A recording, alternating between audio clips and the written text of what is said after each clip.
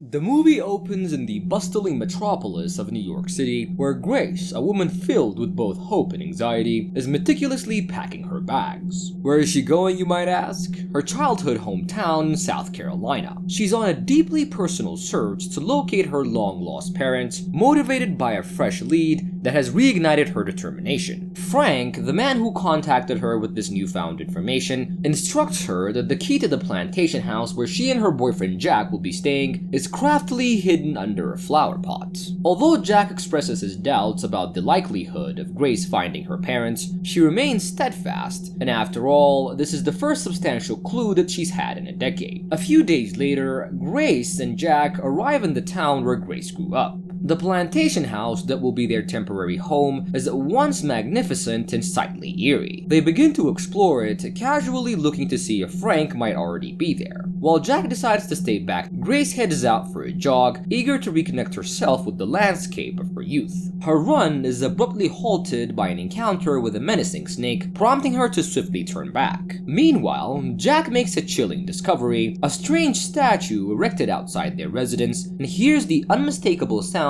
of a breaking branch, although there's nobody in sight. Returning from her disrupted run, Grace catches sight of a mysterious figure peering at the house through her window. Her momentary terror intensifies when she finds the snake inside the house, causing her to drop a glass that pierces her foot, and when she looks out the window again, the figure has vanished. Jack returns just in time to assist her, carefully removing the glass from her injured foot and treating the wound. Alarmed by the peculiar events and unsettling atmosphere, Jack suggests that they leave, and moreover, but Grace was resolute and she insists that they must stay as the mission to find her parents is too important to abandon. As night descends, the couple's tension reaches a new height, and while Jack was in the shower, the bedroom lights start to flicker. Grace experiences a harrowing nightmare, one in which she's lifted into the sky under the watchful gaze of a figure wearing a skull. At the same time, Jack finds himself trapped in the bathroom, the door inexplicably locked from the outside. Just as Grace wakes from her dream, her eyes eerily devoid of color, a snake slithers onto her bed, and Jack finally manages to break free from the bathroom and rushes to her side. He tells her that he heard a strange noise coming from the bedroom, fearfully stating that they are not alone in this unsettling house. The tension continues to mount as Jack hurriedly packs their bags, intent on leaving the creepy plantation house. But a new complication arises, and they find out that both their phones are missing. Stepping outside, Jack is horrified to find a gruesomely mutilated cat at the center of a six-pointed star symbol drawn in blood. Feeling incredibly creeped out, the couple speculate that some local kids might be pulling off a terrifying prank, and Jack tries to start the car to make their escape, but it stubbornly refuses to come to life.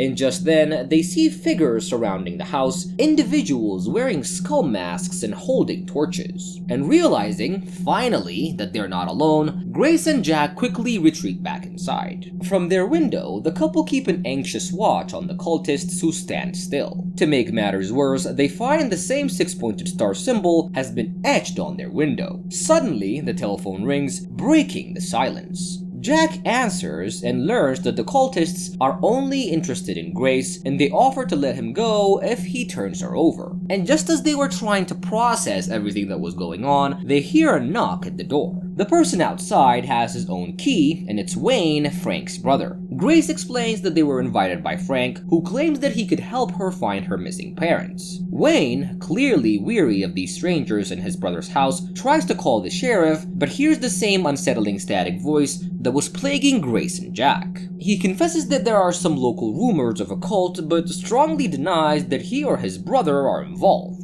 Determined to confront the situation, Wayne heads upstairs to find a gun for protection, but instead, he discovers his brother Frank's lifeless body stashed in the closet. Enraged, Wayne storms outside to face the cultists, but in response, the master cultist raises his hand, freezing Wayne in place through some kind of supernatural force. And with a flick of his wrist, the master seems to break Wayne's bones from afar. Then, the other cultists step in, ruthlessly slashing Wayne until he falls lifeless. They then proceed to burn a wooden star symbol on the lawn, and inside, Grace begins to shake, entering a trance-like state filled with a series of perplexing visions. Her eyes turn a ghostly white, and she screams as the master approaches the door. But then, just as suddenly, he retreats, and Grace just snaps out of the trance. As the palpable tension escalates, Jack frantically searches for a gun, knowing that the menacing cultists could burst through the door at any moment.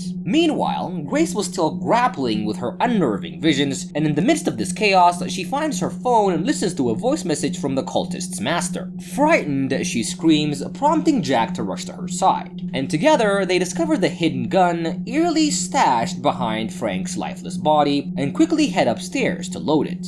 Just as they're about to breathe a sigh of relief, one of the cultists breaks in, shoves Grace out of the room, and starts to strangle Jack. Acting swiftly, Grace opens the door and shoots the attacker dead, and a piercing scream from the master echoes from outside, signaling the cultist's death. While fortifying their makeshift stronghold, Grace and Jack stumble upon a dark and ancient book, which is filled with occult secrets. It tells the legend of Uktena, a demonic snake that once seduced Christians into worshipping it. According to the text, the evil spirit of Uktena was confined to the very land where the plantation house now stands. A disturbing prophecy reveals that the disciples of Uktena will return to free the demon, allowing it to take on a human form. Disturbingly, the master is prophesied to father a perfect child capable of hosting the demon. And to make matters worse, all this is supposed to happen on the first day of spring, aka vernal equinox, starting a time that people worryingly call the long night. Soon after, a cultist makes his way into the house, launching yet another attack. This time, something snaps within Grace, and she flies into a rage and brutally beats the second intruder to death. Declaring that she's had enough, Grace storms outside to confront the remaining cultists, and taking aim at the master, she suddenly loses control of her own body and starts to levitate, being irresistibly pulled toward the malevolent leader. Jack rushes outside and quickly assesses the dire situation, and he grabs the gun and fires at the cultists. Miraculously, the gunshot snaps Grace out of her trance, and he helps her on her feet and takes aim once more, shooting at the master in a desperate bid to end this nightmare once and for all. The master lets out an ear-piercing roar, prompting Grace and Jack to make a hasty retreat back inside the house. Realizing that he's losing a lot of blood from his stab wound, Jack makes a difficult decision. He guides Grace to the backyard and urges her to run for the woods alone, arguing that he's too injured to keep up and will only slow her down. Though she hesitates, torn between escaping and staying with him, Jack insists and she finally complies, rushing into the woods. As soon as she left, the cultists appear in the backyard, surrounding Jack. Despite a desperate effort to defend himself, he's severely outnumbered and quickly overwhelmed. Elsewhere, Grace narrowly avoids capture by dodging one of the cultists, who tracks her down. Back in the yard, the cultists leaving him gravely injured and sprawling on the ground.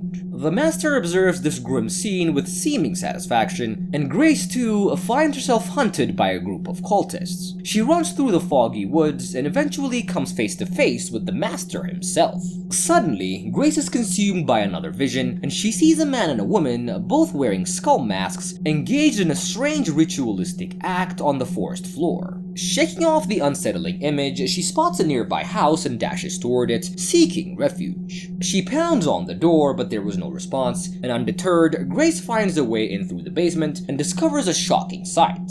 Jack is there, chained to the wall. They share a very brief and emotional hug, but their reunion is short-lived as the cultists soon flood the room. One of them, the master, removes his mask and greets Grace warmly, declaring that she is finally home. The master goes on to explain that Grace is no ordinary person, but the first daughter of the Millennium Master, born for a very special mission to free their imprisoned god, the serpent Uktena, who's been confined to the land for 4 centuries. According to the master, this snake has maintained the balance of the world for 5,000 years, using its venom to cleanse humanity of its sins. Grace fires back, accusing the cult of being nothing more than worshippers of a demon, a death cult with malevolent intentions. Undeterred, the Master connects the shedding of a snake's skin to the cyclical renewal of the world, arguing that Uctena's venom specifically targets the blood of the wicked as a means of preparing the earth for its next stage of renewal. Grace confronts the cult, accusing them of plotting to bring about the world's end, but the Master counters, arguing that their true mission is to save